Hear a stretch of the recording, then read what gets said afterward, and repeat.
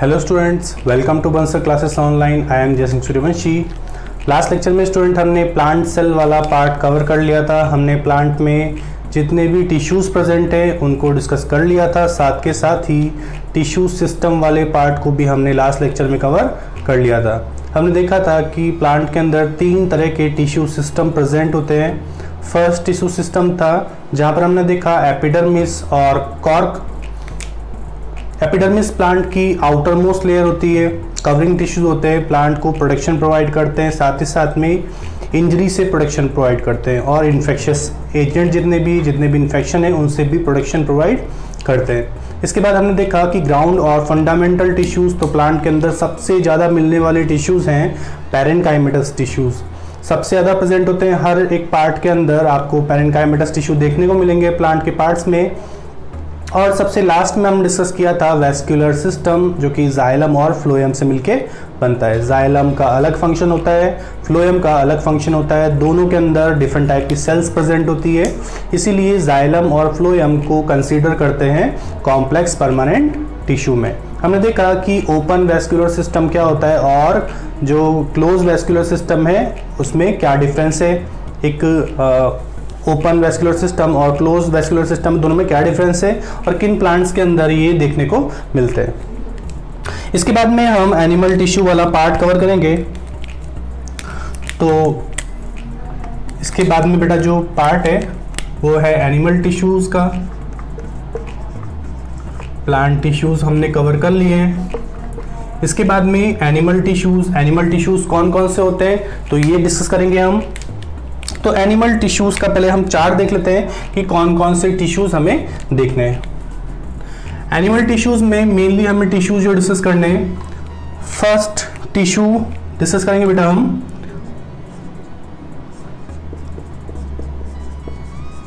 Epithelial tissues. ठीक है, first tissue discuss करने हमें एपिथेलियल टिश्यू। देन डिस्कस करने बेटा हमें मस्कुलर टिश्यूज।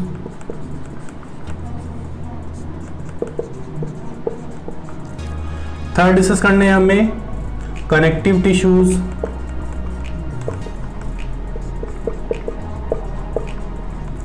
और फोर्थ डिस्कस करना है हमें नर्वस टिश्यू।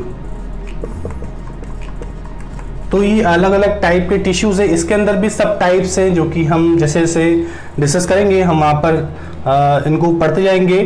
जैसे एपिथेलियल टिश्यू भी सिंपल और कॉम्प्लेक्स दो टाइप के, सिंपल और कंपाउंड दो टाइप के हैं। मस्कुलर टिश्यू भी अलग अलग टाइप के होते हैं, स्ट्रेटेड, अनस्ट्रेटेड और cardiac muscular tissues. Connective tissues भी अलग अलग टाइप के हैं, एरियोलर, एडिपोस, ठीक है, फ्लूइड कनेक्टिव टिश्यूज, तो ऐसे, और स्केलेटन कनेक्टिव टिश्यूज, तो अलग अलग टाइप के हैं। नर्वस टिश्यू एक ही टाइप का होता है, न्यूरॉन्स। तो न्यूरॉन्स की जो स्ट्रक्चर है उसको डिस्कस करेंगे, क्या स्ट्रक्चर होती है, क्या क्या कंपोनेंट्स उसमें प्रेजेंट होते हैं, क्या कंपोनेंट्स आपको देखने को मिलते हैं। सबसे पहले हम डिस्कस करेंगे इन एपिथेलियल टिश्यूज को, देन मस्कुलर टिश्यूज को, थर्ड है कनेक्टिव टिश्यू और फोर्थ है नर्वस टिश्यू। तो इनको हम इसी सीक्वेंस में डिस्कस करेंगे। क्लियर? तो सबसे पहले हमें डिस्कस करना बेटा एपिथेलियल टिश्यू। फर्स्ट डिस्कस करना है हमें epithelial tissue.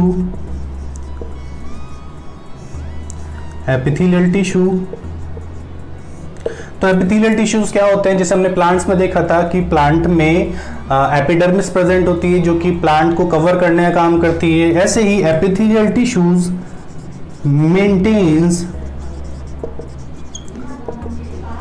The lining of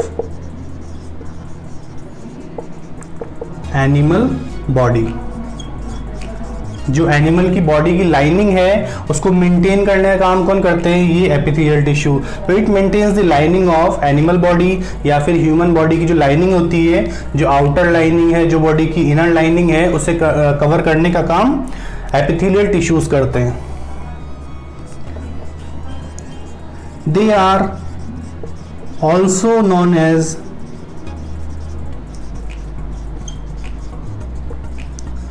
covering tissue of the body।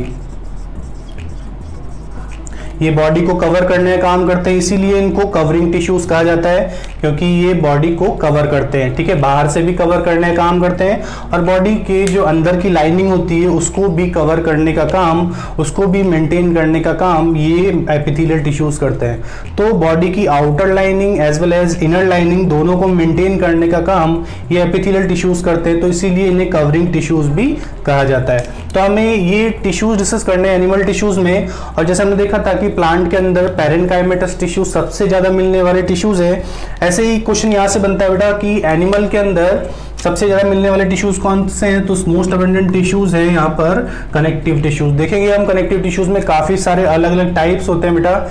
ठीक है, तो कनेक्टिव टिश्यूज सबसे ज्यादा मिलने वाले टिश्यूज है एनिमल्स के अंदर, और प्लांट्स के अंदर है पैरेन्काइमेटस टिश्यू। तो एपिथेलियल टिश्यूज क्या होते हैं, तो epithelial tissue maintains the lining of animal body या ह्यूमन बॉडी।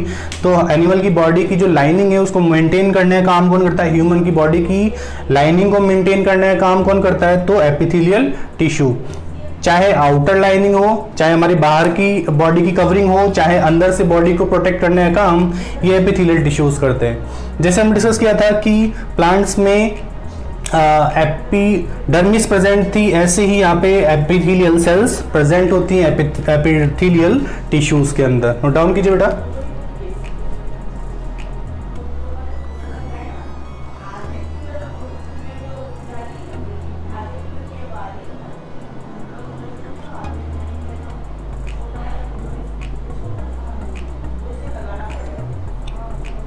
ठीक है, रफ कर दो बेटा इसको, मैं आगे कुछ पॉइंट डिस्कस करते हैं।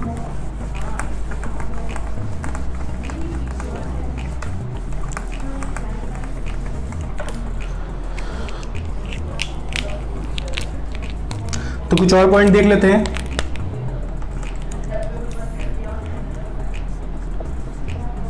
इट प्रोवाइड्स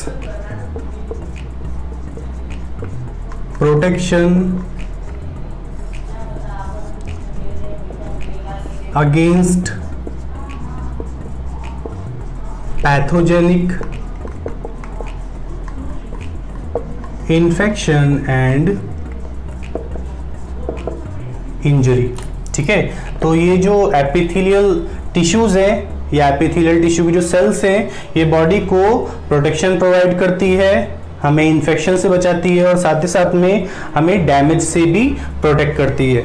अब हमें जो एपिथेलियल टिश्यू डिस्कस करने हैं, तो फर्स्ट एपिथेलियल टिश्यू होते हैं सिंपल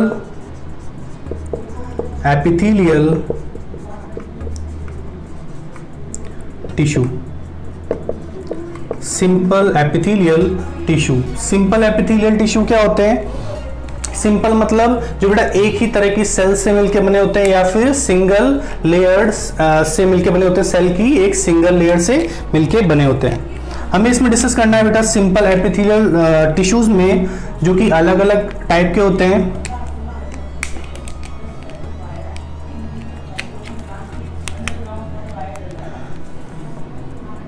तो अलग अलग टाइप के होते हैं बेटा। फर्स्ट हमें डिस्कस करना है जो टाइप इसका सिंपल एपिथेलियल टिश्यू का, वो है squamous epithelium tissues. Second discuss करना है बेटा हमें कौन सा, cuboidal epithelial tissue. Third discuss करना है बेटा हमें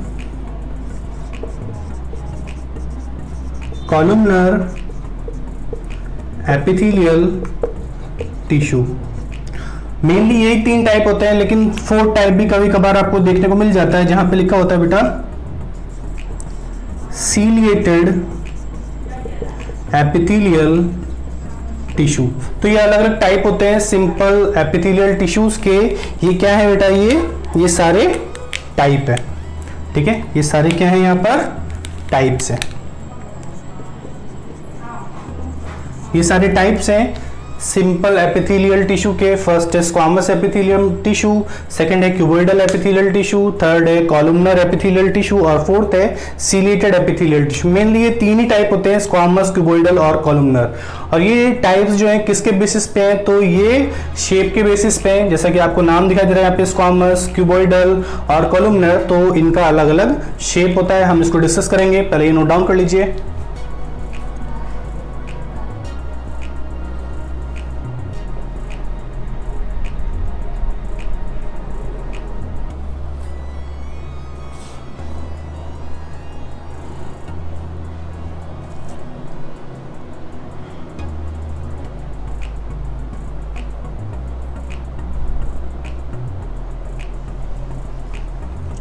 ठीक है बेटा, रफ कर दूं मैं इसको।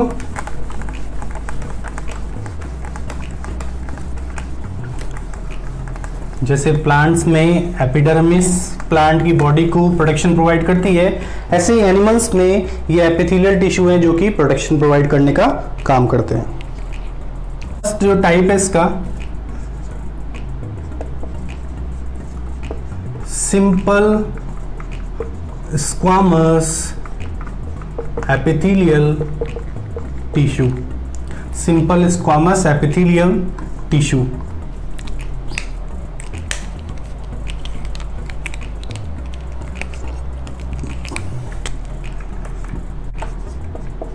Single layered of flat sales. किससे मिलके बनी है बेटा ये? Single layered of flat sales. तो फ्लैट सेल्स होती हैं इस स्क्वामस एपिथेलियल टिश्यू के अंदर, है ना, और कैसी ही होती है बेटा? सिंगल लेयर होती है।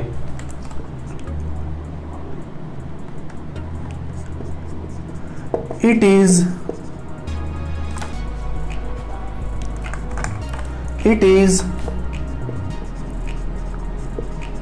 involved in absorption, secretion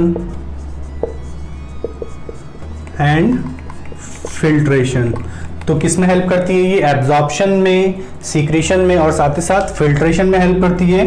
इसके एग्जाम्पल बहुत इंपॉर्टेंट है। They are found in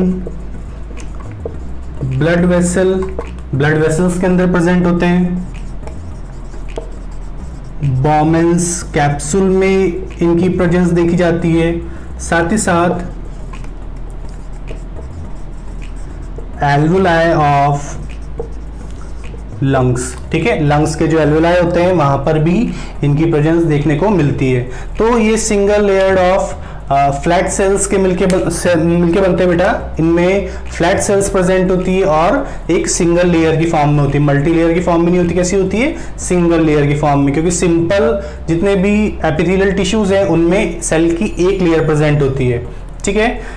it is involve in absorption, secretion and filtration, ठीक है। ये एब्जॉर्प्शन में हेल्प करते हैं, सीक्रेशन में हेल्प करते हैं, साथ ही साथ फिल्ट्रेशन में भी हेल्प करते हैं। कहाँ कहाँ ये प्रेजेंट होते हैं? तो ब्लड वेसल्स में प्रेजेंट होते हैं। हमारी जो ब्लड वेसल्स है बेटा, ठीक है, जो हमारी आर्टरीज है, हमारी कैपिलरीज है, या फिर जितनी भी वेन्स है उनके अंदर ये सिंपल स्क्वामस टिश्यूज देखने को मिलते हैं। तो काफी थिन लेयर होती है ये। बॉमन कैप्सूल जो कि नेफ्रॉन का पार्ट है बेटा, किडनी के अंदर जो मेन फिल्ट्रेशन यूनिट है नेफ्रॉन, तो नेफ्रॉन में ये बॉमन कैप्सूल के अंदर प्रेजेंट होती है जहां पर फिल्ट्रेशन का वर्क होता है, ठीक है। जहाँ पे फिल्ट्रेशन का वर्क होता है तो वहां बॉमन कैप्सूल में ये फिल्ट्रेशन का काम करती है। ऐसी एल्वुलाई जहां पर लंग्स के अंदर बहुत छोटे छोटे एयर सैक प्रेजेंट होते हैं बेटा, उनको बोलते हैं एल्वुलाई, जिनके अंदर एयर आके फिल होती है। साथ ही साथ में गैसेस का एक्सचेंज करने में भी ये हेल्प करते हैं। तो ये एब्जॉर्प्शन, सीक्रेशन और फिल्ट्रेशन तीनों में हेल्प करते हैं, तीनों में इन्वॉल्व है। एग्जाम्पल इंपॉर्टेंट है, आपको एग्जाम्पल लर्न करना है, ठीक है। बाकी कुछ इसमें ऐसा कुछ ज्यादा खास नहीं है, एग्जाम्पल इंपॉर्टेंट है, ठीक है। एग्जाम्पल बहुत ज्यादा इंपॉर्टेंट है।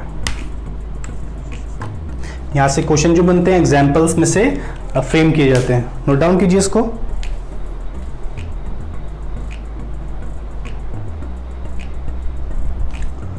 ठीक है बेटा, रफ कर दूं मैं इसको। हमने देखा कि कहाँ कहाँ प्रेजेंट होती है, इनका फंक्शन क्या है ना, और इनमें जो सेल्स होती है वो एक सिंगल लेयर की फॉर्म में प्रेजेंट होती है।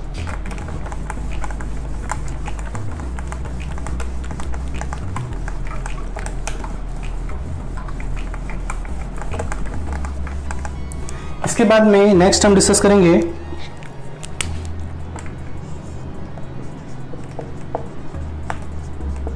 Simple cuboidal epithelial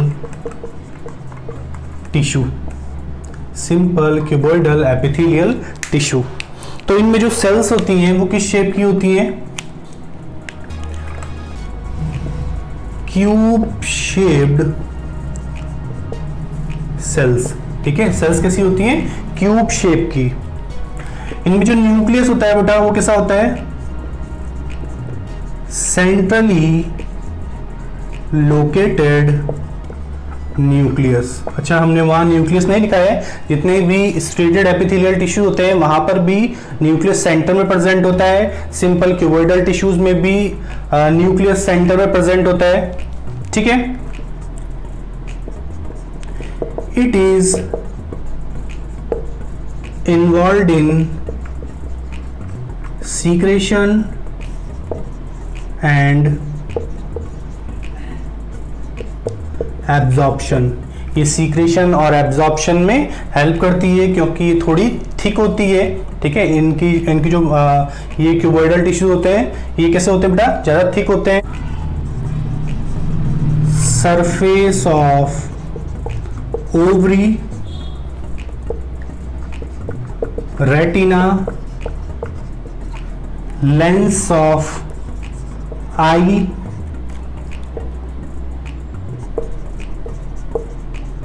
kidney tubules,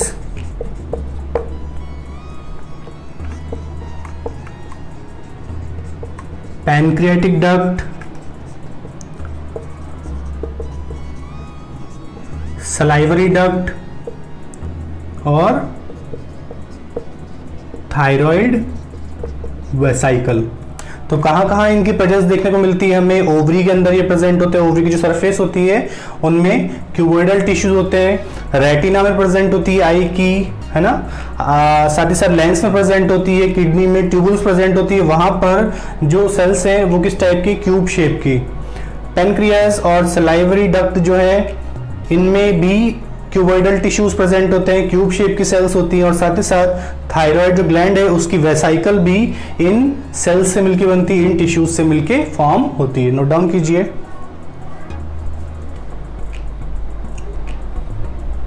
ठीक है बेटा, इसको मैं रफ कर रहा हूं।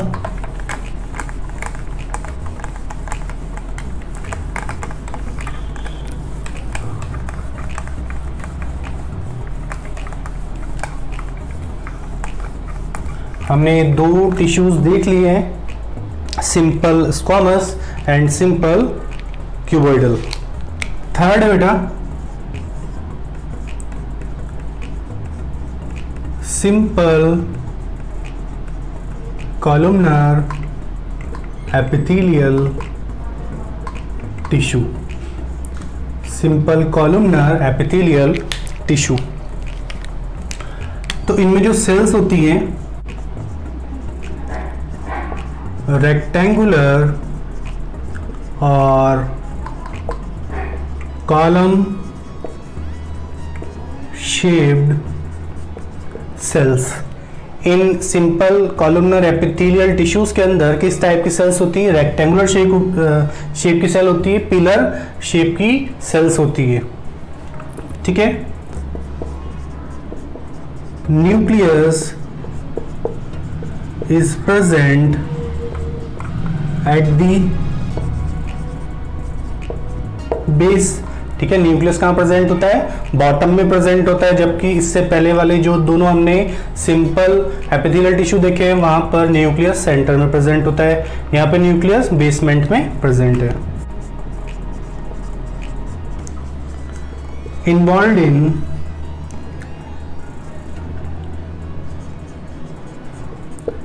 Secretion and absorption. ये किस में हेल्प करती है? सीक्रेशन और एब्जॉर्प्शन में हेल्प करती है।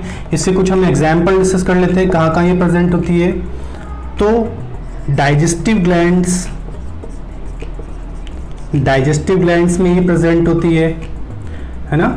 जो इंटेस्टाइन है वहाँ पर ये प्रेजेंट होती है, लार्ज और स्मॉल इंटेस्टाइन दोनों के अंदर ये प्रेजेंट होती है, ठीक है। स्टमक के अंदर ये प्रेजेंट होती है, क्लियर। स्टमक के अंदर भी ये प्रेजेंट है, गॉल ब्लैडर के अंदर प्रेजेंट होती है, ठीक है। तो ये जो सिंपल कॉलमनर एपिथेलियल टिश्यूज है ये कहाँ कहाँ प्रेजेंट होते हैं? तो डाइजेस्टिव ग्लैंड से प्रेजेंट होती है, इंटेस्टाइन लार्ज और स्मॉल दोनों इंटेस्टाइन के अंदर प्रेजेंट होती है, स्टमक के अंदर प्रेजेंट है, और साथ ही साथ गॉल ब्लैडर के अंदर भी इसकी प्रेजेंस देखी जाती है। तो एग्जाम्पल इंपॉर्टेंट है, फिर बोल रहा हूँ बेटा एग्जाम्पल पे ध्यान देना, एग्जाम्पल इंपॉर्टेंट है, ठीक है। बाकी कुछ ऐसा लर्न करने वाला नहीं है आपको।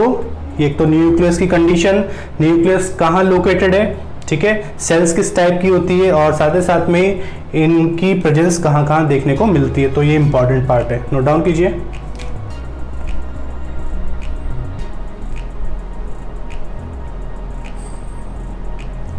ठीक है बेटा, रफ कर रहा हूं उसको मैं।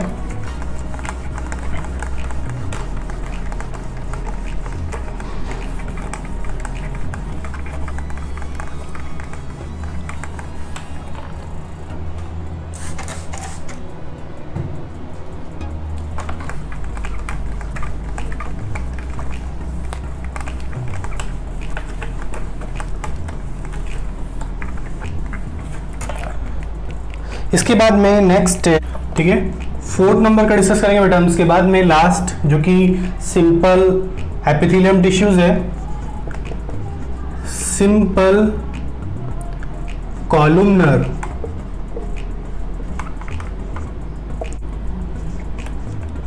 एपिथेलियल टिश्यू, लेकिन कैसा वाला है ये बेटा?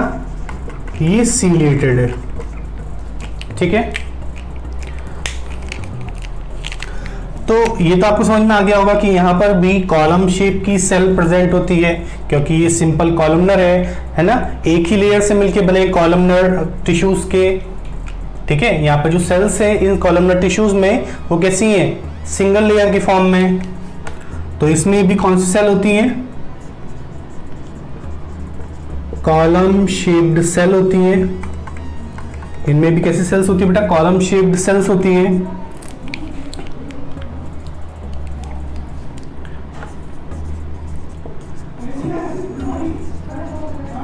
Their surface has brush border of cilia, ठीक है। Their surface have brush border of cilia, ठीक है। तो कॉलम शेप की इसकी सेल्स होती हैं, इनका जो सरफेस है फ्री सरफेस उस पे कुछ हेयर लाइक प्रोजेक्शन प्रेजेंट होते हैं, और उन हेयर लाइक प्रोजेक्शंस को बोलते हैं बेटा हम सीलिया। कंटेन गॉबलेट सेल्स, ठीक है। जितनी भी कॉलमनर सेल्स होती है उनमें गॉबलेट सेल्स प्रेजेंट होती है, तो ये सीक्रेशंस में हेल्प करती है। और क्या सीक्रेट करती है बेटा? ये म्यूकस का सीक्रेशन करती है। जितनी भी गॉबलेट सेल्स होती हैं वो सारी सेल्स म्यूकस का सीक्रेशन करती है, ठीक है। और कहाँ प्रेजेंट होती है? It is found in fallopian tube,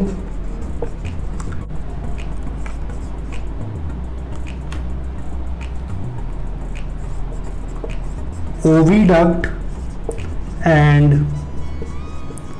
upper respiratory tract, ठीक है बेटा।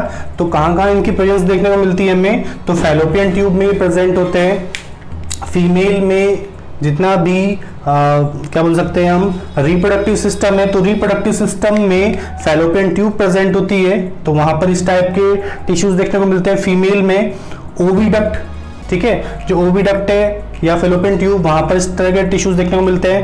और जो अपर रेस्पिरेटरी ट्रैक्ट है, जितना भी रेस्पिरेटरी ट्रैक्ट का ऊपर वाला पार्ट है, वहां पर इस टाइप के टिश्यूज हमें देखने को मिलते हैं। तो साथ ही म्यूकस के मूवमेंट में हेल्प करते हैं। ठीक है, ये क्या क्या किसके मूवमेंट में हेल्प करते हैं बताइए? ये म्यूकस के मूवमेंट में हेल्प करते हैं, गैमेट्स के मूवमेंट में हेल्प करते हैं, और साथ ही साथ हमारे ब्रेन के अंदर CSF फ्लूइड प्रेजेंट होता है, सेरेब्रो स्पाइनल फ्लूइड, उस फ्लूइड को भी ये मूवमेंट करने में हेल्प करते हैं। ठीक है, तो सिंपल कॉलमनर एपिथेलियल टिश्यूज है, लेकिन किस टाइप के हैं? सीलिएटेड टाइप के हैं। मतलब इनका जो सरफेस है उस पे कुछ हेयर लाइक प्रोजेक्शन प्रेजेंट होते हैं, हेयर की तरह स्ट्रक्चर प्रेजेंट है, उन स्ट्रक्चर्स को हम बोलते हैं सीलिया।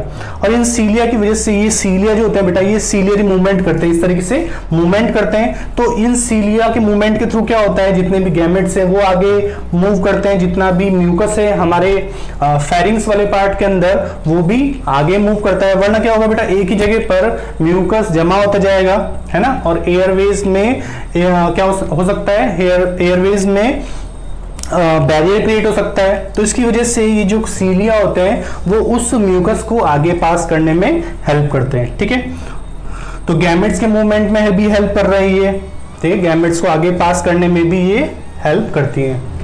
तो इंपॉर्टेंट है इनके एग्जाम्पल, फिर से एग्जाम्पल इंपॉर्टेंट है यहाँ पर बेटा, एग्जाम्पल आपको याद करने हैं, नोट डाउन कीजिए।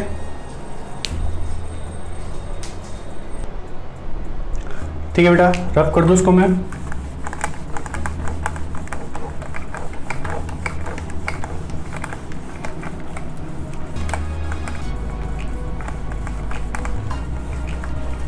इसके बाद डिस्कस करेंगे हम नेक्स्ट जो सेकंड टाइप है बेटा। फर्स्ट हम डिस्कस किया सिंपल एपिथेलियल टिश्यू, दूसरे बेटा कंपाउंड एपिथेलियल टिश्यू।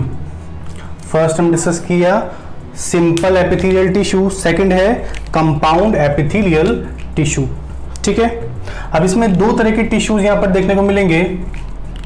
फर्स्ट बेटा स्ट्रेटिफाइड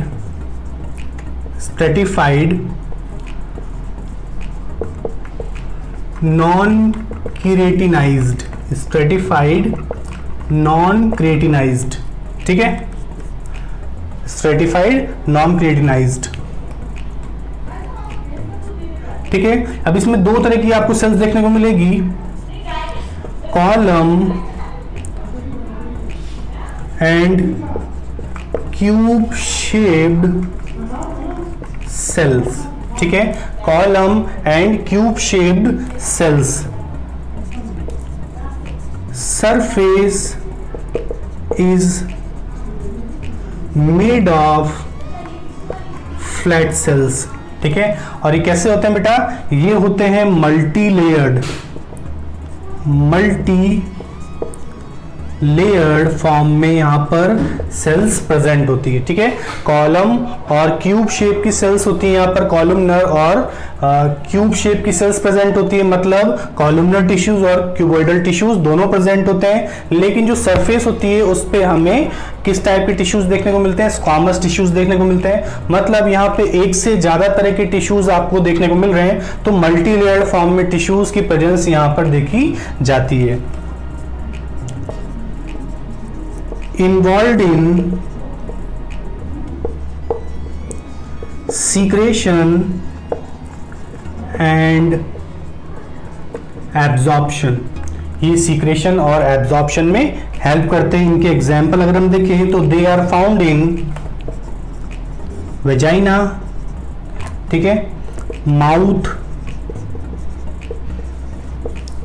ईसोफेगस, ठीक है, और एपिग्लॉटिस। तो यहाँ पे इस तरह के टिश्यूज हमें देखने को मिलते हैं। तो कंपाउंड एपिथेलियम में, लेकिन कैसे हैं ये हम देख रहे हैं। फर्स्ट टाइप स्ट्रेटिफाइड नॉन क्रिएटिनाइज्ड, ठीक है, स्ट्रेटिफाइड है लेकिन नॉन क्रिएटिनाइज्ड है। नॉन क्रिएटिनाइज्ड का मतलब क्या है कि यहाँ पर क्रिएटिन नहीं है, यहाँ पर क्रिएटिन एब्सेंट है। ठीक है, नेक्स्ट हम देखेंगे स्ट्रेटिफाइड एंड क्रिएटिनाइज्ड, इसको डिस्कस कर लिया है हमने। ठीक है। इसके बारे में डिस्कस करेंगे बेटा केराटिनाइज। तो कॉलमनर और क्यूबोइडल दोनों ये तरह की सेल्स यहाँ प्रेजेंट होती हैं, लेकिन सरफेस पे हमेशा हमें स्क्वामस टिश्यूज की सेल्स देखने को मिलती है। मतलब यहाँ पर बहुत सारी सेल्स हैं, अलग अलग एपिथेलियल टिश्यूज की सेल्स यहाँ प्रेजेंट है और मल्टी लेयर्ड फॉर्म में प्रेजेंट होते हैं। ठीक है, ये किस में इन्वॉल्व है बेटा? सीक्रेशन और एब्जॉर्प्शन में हेल्प करता है। एग्जाम्पल हमने देखा, कौन कौन से एग्जाम्पल्स हैं। ठीक है, एग्जाम्पल यहाँ पर भी इंपॉर्टेंट है ना, एग्जाम्पल्स में से क्वेश्चन बनते हैं, नोट डाउन कीजिए।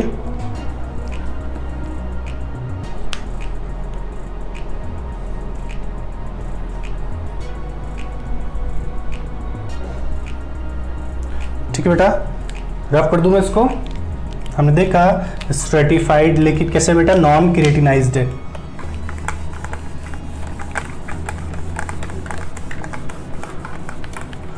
नेक्स्ट जो टाइप देखेंगे बेटा हम यहाँ पर, एक लास्ट और टाइप है इसका,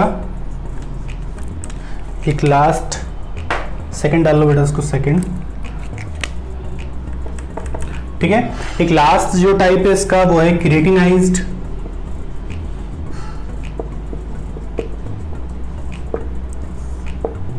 ठीक है, केराटिनाइज्ड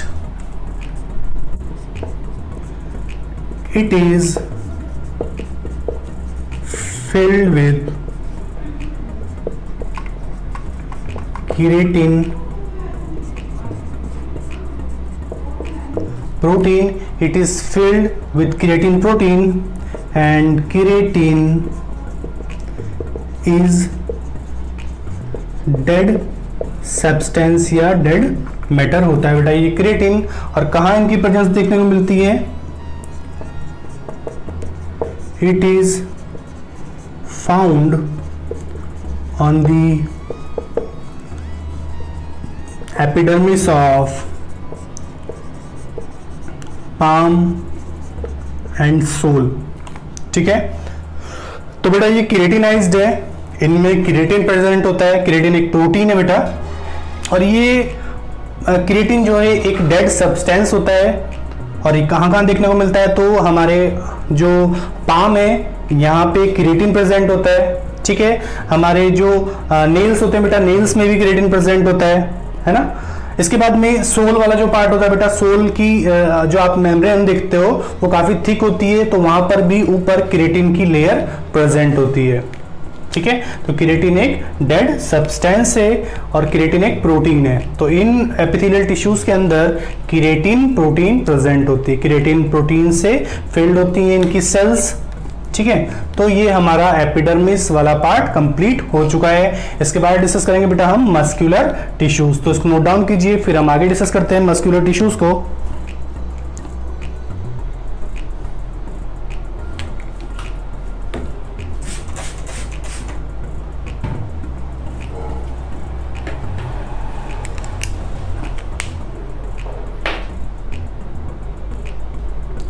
ठीक है बेटा, रफ कर रहा हूं मैं इसको। इसके बाद डिस्कस करेंगे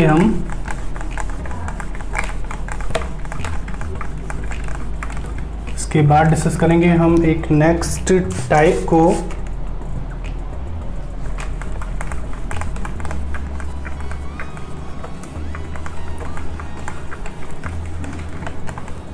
ये हमारा एपिथेलियल टिश्यू वाला पार्ट कंप्लीट हो चुका है बेटा।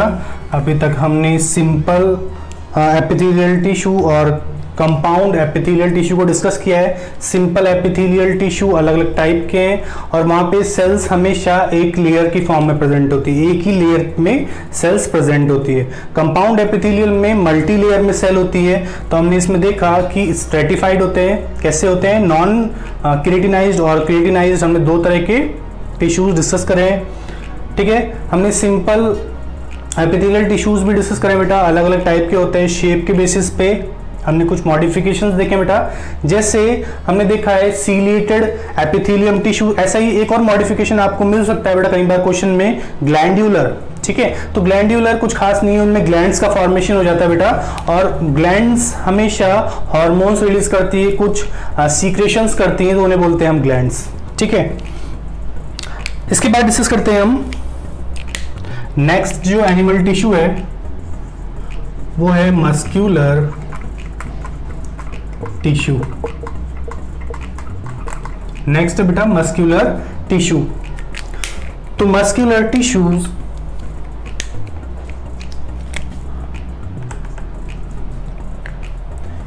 It helps in movement and locomotion. ये किस में हेल्प करती है बेटा?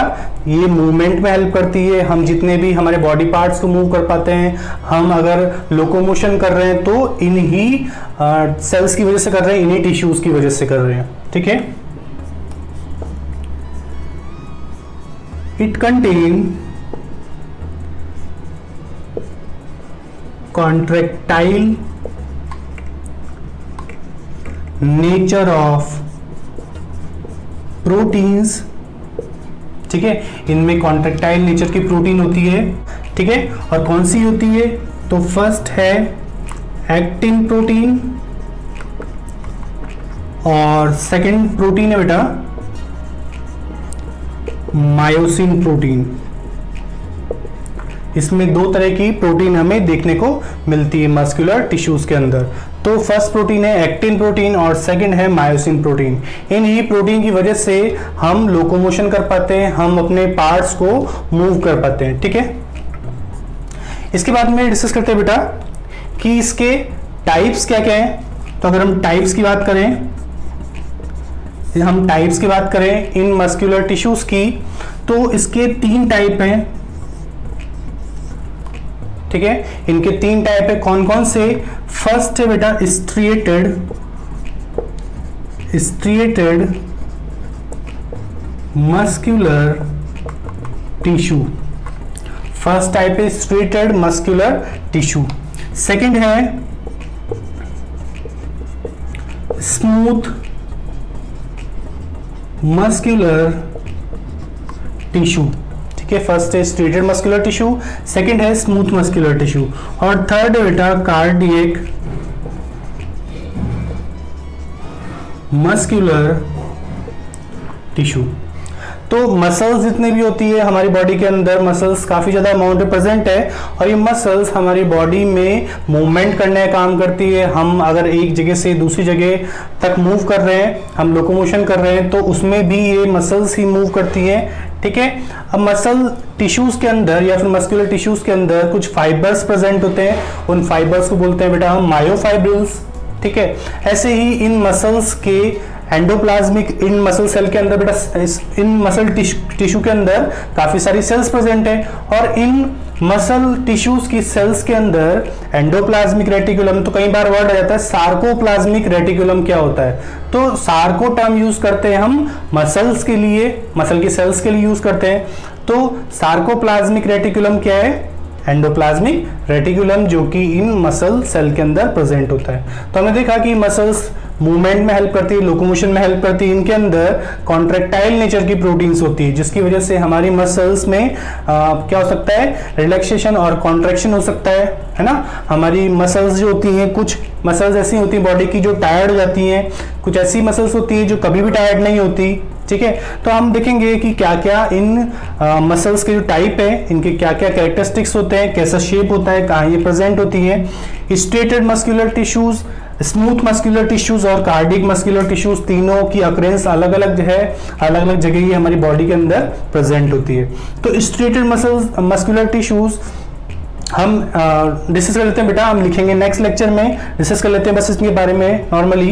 तो स्ट्रेटेड मस्कुलर टिश्यूज हमारी बॉडी के अंदर जितने भी वॉलंटरी फंक्शंस होते हैं, जो कि हमारे कंट्रोल में होते हैं, वो इन तरह के मसल टिश्यूज के थ्रू परफॉर्म होते हैं। जितने भी हमारी बॉडी में वॉलंटरी फंक्शंस हैं जो कि हमारे कंट्रोल में है ना, जैसे लिम्स का मूवमेंट जो है हमारे कंट्रोल में होता है, हमारे हाथ पैर का जो मूवमेंट है हमारे कंट्रोल में, तो वो है बेटा वॉलंटरी फंक्शंस। अब उन वॉलंटरी फंक्शंस को हम कंट्रोल कर सकते हैं, हम अपने अकॉर्डिंग जब चाहे मूवमेंट करा सकते हैं। तो वो सब किसके थ्रू होता है? इन स्ट्रेटेड मस्कुलर टिश्यूज के थ्रू। स्मूथ मस्कुलर टिश्यूज जो है ये इनवॉलंटरी नेचर की होती है, इन पे हमारा कोई कंट्रोल नहीं है। हमारी बॉडी के जितने भी विसरल ऑर्गन्स हैं, उन सब ऑर्गन्स की जो मसल है वो इन स्मूथ मस्कुलर टिश्यूज से मिलकर बनी हुई है बेटा, तो इसीलिए हमारे वहां पर कोई कंट्रोल नहीं है, हम उन्हें मूवमेंट नहीं करा सकते हैं। कार्डियक मस्कुलर टिश्यूज, नाम से पता चल रहा है बेटा कार्डियक तो मतलब ये कहाँ प्रेजेंट होती है, हार्ट में प्रेजेंट होती है, हार्ट वॉल में प्रेजेंट होती है, क्योंकि कार्डियक टर्म यूज करते हैं हम हमेशा हार्ट के लिए। तो आपको इसका तो बिल्कुल याद रखने की जरूरत नहीं है कि ये कहाँ प्रेजेंट है। बाकी दोनों में हम अगर फर्क समझ जाएंगे, हम इन दोनों में डिफरेंस समझ जाएंगे, तो हमें इनको भी याद रखने की जरूरत नहीं पड़ेगी। हाँ, लेकिन एपिथेलियल टिश्यू वाला जो पार्ट है उनमें आपको जहां जहां अलग अलग टाइप के टिश्यूज प्रेजेंट है आपको लर्न करना पड़ेगा। एग्जाम्पल बहुत इंपॉर्टेंट है, क्वेश्चंस एग्जाम्पल में से ही फॉर्म होते हैं। ठीक है, तो बेटा आज की क्लास में हमने डिस्कस किया एनिमल टिश्यूज वाला पार्ट, हमने एपिथेलियल टिश्यू कंप्लीट कर लिया है, मस्कुलर टिश्यू में स्टार्ट किया है, टाइप हम नेक्स्ट क्लास में डिस्कस करेंगे। आज के लिए इतना एनफ है। ठीक है, तो मिलते हैं बेटा नेक्स्ट लेक्चर में, तब तक के लिए take care and good luck.